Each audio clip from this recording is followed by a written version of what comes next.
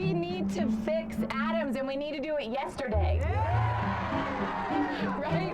We need to fix atoms, and we need to do it yesterday. This movie has, just perfect timing, I guess, in a sense that the conversation has been going on about school systems with the election and the teacher strikes. Yeah. How odd was it for the release date, which I'm sure didn't have a planned thing to be coinciding with the strike, but how odd was it to release like right at the edge of a major teacher strike?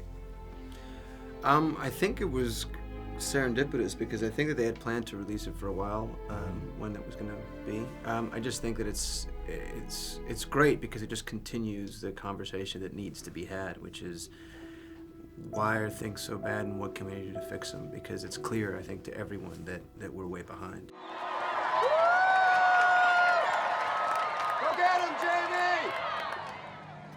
I'm gonna keep this short because I get trepidatious about group speaking. Can I just say, there's a time limit, there's a window with these kids, and then after that, it's too late. You know what I'm saying? And so we gotta do something right now. We need to fix atoms, and we need to fix it yesterday. Your turn.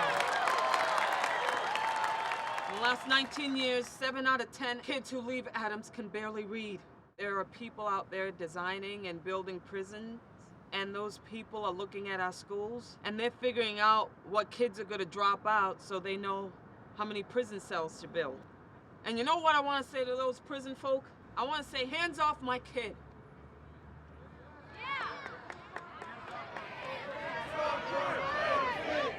Hands up our kids!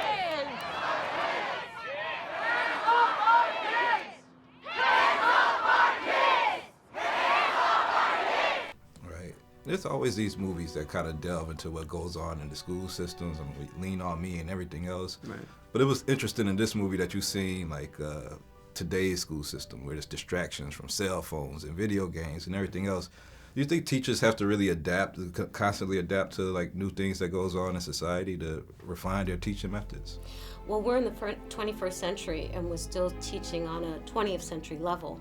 And we ask kids to come into class and disengage on their electronic devices and, and start learning in an antiquated way, and unfortunately in the public school system, if you don't live in a high tax bracket area, a high income area, your kids are not going to be privy to widescreen TVs or laptops or libraries equipped with Mac screens, and so, it's really difficult for children. They're totally confused, because as soon as they leave the school or go on their lunch break, they plug back in.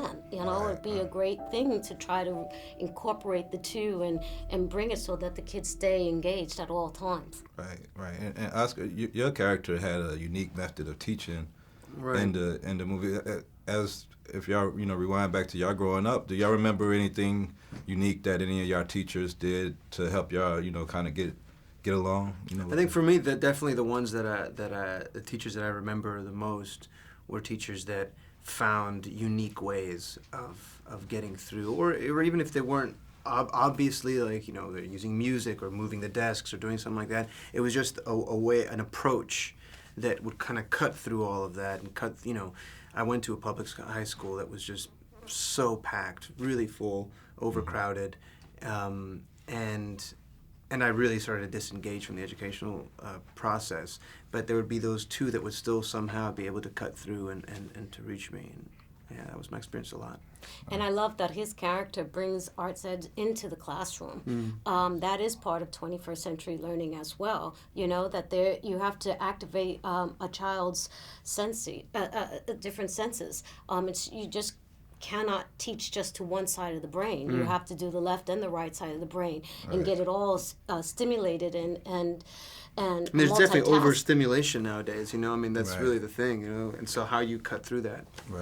Simple arts ed is just a wonderful thing, and I love that your character did that. Yeah, but politically, that's been like one of the first things that's been cut from the budgets and stuff. Do you think going into as we round up this election campaign, do you think that the candidates would talk about education? Because it seems like that hasn't been something that's been focused on at all. And surprisingly, even with everything that's just happened in Chicago. Right, right. Do you think that's something that may come up? Well, yes, I hope so. And, what people need to understand that you just can't blame the White House for everything that doesn't go through. Right. Things have to happen on a state and local level. So when you vote, just don't vote for the president. Vote for your state and local politicians as well. And I think that change will come through. And I think that it should be part of the dialogue for this election year. I love that line that Maggie gives, be the change that you want to be. I mean, it's a quote from Gandhi, but I think that's what you're saying. Exactly. Thank you guys for your time. Thanks a lot. Thank you. Thanks, Jamal. Next meeting. Corporate profits are at a record high. This is a pro-democratic, nonviolent movement. We are trying to accomplish change. We want representatives in Washington that are looking after the people and not the corporations.